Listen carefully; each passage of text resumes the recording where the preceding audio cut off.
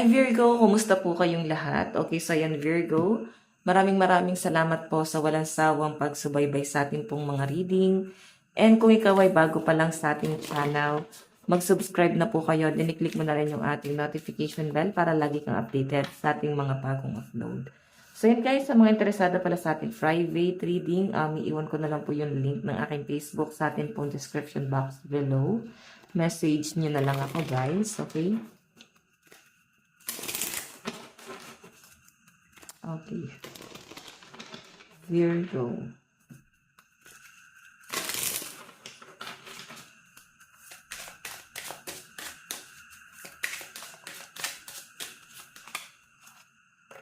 Oh. Actually, hindi ka masyadong ngayon. Nakikita ko sa energy mo na parang hindi ka masyadong active sa social media. Masyado kang private. Siguro, yung iba sa inyo, ayaw mo na lang din siguro na parang nai-involve ka. Siguro before, nai-involve ka sa mga problema ng ibang tao. So, ngayon, mas gusto mo ng tahimik, mas gusto mo yung peace of mind. Siguro yung hinahanap mo, yung magkaroon ka ng kapayapaan talaga. Kung makikita nyo guys, King of Cups yung energy mo rito. Okay? Siguro dati talagang nakukuha mo yung mga bagay na gusto mo, pero iba kasi ngayon yung sitwasyon.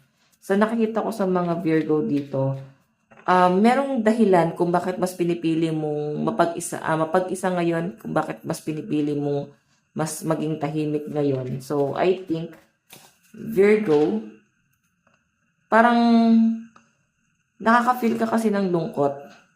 Okay? Parang nababago yung lifestyle mo. Okay? Tignan pa natin Virgo, Sun, Moon, Rising, and Venus sign. Meron tayong Ace of Pentacles. Okay. So, may problema yung mga Virgo sa pera. So, mapifeel nyo naman guys na parang bakit hindi lumalago ang inyong hanap buhay? Hindi nagiging maganda yung pasok ng pera sa inyo. So, parang meron ka rin pinag-iipunan, meron kang paghahandaan. Siguro, meron kang pinaglalaanan ng pera ngayon. Okay? Gusto mo siya guys maitulong sa pamilya mo. Ramdam mo parang kailangan nila yung tulong mo dito. Yan yung nakikita ko sa mga Virgo dito. Okay, kung bakit nga nag-save ka ng pera dito. Kasi parang ramdam mo na kailangan nila ng tulong mo. Okay, tignan natin Virgo, Sun, Moon, Rising, and Venus sign. Virgo, Sun, Moon, Rising, and Venus sign. Virgo. So guys, meron tayong Page of Pentacles. Focus ka talaga sa pera ngayon Parang namimiss mo yung dati mong buhay or pwedeng namimiss mo yung dati mong sales, no? Kumbaga dati siguro talagang demand ka, ang ganda ng pasok ng pera sa inyo, successful yung business. So ngayon kasi guys talagang tumal, no? Tumutumal siya. Nagiging madalang. Pwede yung mga client mo dati, hindi na siya guys bumabalik sa inyo. Pwede sa iba na sila pupunta or nawala na ng gana or sa madaling sabi guys, gusto nila ng bago naman. Okay? So, parang makakapil ka ng lungkot ngayon na parang hindi ka na gusto ng mga client mo. Okay? May mga Virgo dito na parang hindi naman din guys nawawala ng pag-asa na parang kung ito yung nangyayari sa inyo ngayon, isipin nyo na parang china-challenge lang kayo. Okay? So, may mga Virgo dito na nasasagap ko yung energy nyo na kahit nagkakaroon ng ups and downs sa buhay mo ngayon, mas pinipili nyo guys na mag-isip kung paano nyo guys ma-overcome tong problema na to or kung paano nyo guys masusolusyonan tong problema na to. Yun yung malinaw na nakikita ko dyan Virgo. Okay? Meron tayong, ayan. So, sa trabaho guys, parang may relocation. Siguro may plano kayong lumipat ng bahay. Lumipat ng trabaho. Siguro yung trabaho kasi sa malayo kayo guys na assign or talagang nangungupahan lang kayo. So, lilipat kayo ng bahay kasi para mas malapit doon sa inuupahan nyo. Okay? So, Virgo, parang mas magiging practical ka dito. Yun yung nasasagap ko sa inyo. Okay? So, tignan pa natin Virgo, Sun, Moon, Rising, and Venus sign. Ayan ba, may relocation. May mga naglilipat ng bahay dito. Iba sa inyo guys, pwede itong trabaho nyo. Siguro may mga na kayo, no? Parang warehouse. Yung iba sa inyo. Nandun yung mga stock nyo. O pwede yung bahay nyo guys parang naging warehouse na, no? Kasi nandun yung mga stock. Pwede ito yung business mo ngayon. Yung naglalabas ka ng mga product. Okay? Parang namimiss na ng ibang Virgo dito guys maging busy. Tignan pa natin guys, meron tayong the Hierophant. Okay. So Virgo, sa nakikita ko sa inyo, parang tayo mong plano talaga. Okay. Iba sa inyo kasi siguro nag-iipon ka or pwede inaantay mo yung person mo kung ano yung magiging plano niya, lalo na sa Valentine's, no? Okay? Pinag-iipunan nyo kasi gusto niyo siyang i-surprise or same kayo. May nakikita naman ako dito, Virgo, na pwedeng gusto mo siyang i-business. Ayan, magbibenta ka ng flowers, chocolate ngayong Valentine's. Parang sasamantalahin nyo guys yung pagkakataon. Ayan. So, tignan pa natin Virgo, Sun, Moon, Rising, and Venus sign. Okay, meron tayong, ay parang di pantay. Virgo, meron tayong 5 of Wands.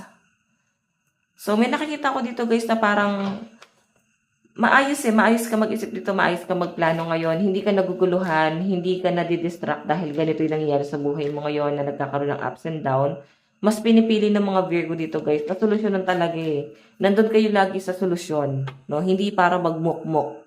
Okay, kaya mas gusto niyo ng private ngayon kasi nag-iisip ka paano mo ma-overcome yung struggle mo ngayon, okay? So, nakakatuwa kasi talagang practical yung mga Virgo dito. Meron tayong okay, bakit naka-reverse lahat ng card natin? The Fool. Ito kasi guys, new beginning. So, si The Fool kasi minsan hindi to guys nag-iisip ng tama, no? Hindi niya pinag-iisipan ng maayos yung mga plano niya. Like, nagpapadala siya guys sa bugso ng damdamin niya. Minsan yun yung nagpapahamak sa kanya. Since naka-reverse to guys, so I think hindi ka nagpapadala sa bugso ng damdamin. Talagang matalino yung mga Virgo. Utak talaga yung pinagagana nyo guys, no? Virgo, meron tayong Page of Swords. Ayan. Nakakapagbigay ka nga ng advice sa ibang tao. Ano po yung para sa sarili mo.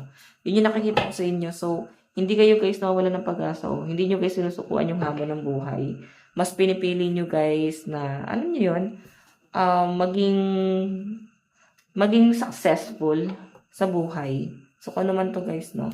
Pinuforso mo. Ipagpatuloy mo lang kasi napakaganda nung nakikita ko. Dito. Okay. Tignan natin guys, additional message, battled up. So, pwede may success na mangyayari next week or this week. Meron tayong forgive, may hingi ng tawad sa inyo, Virgo.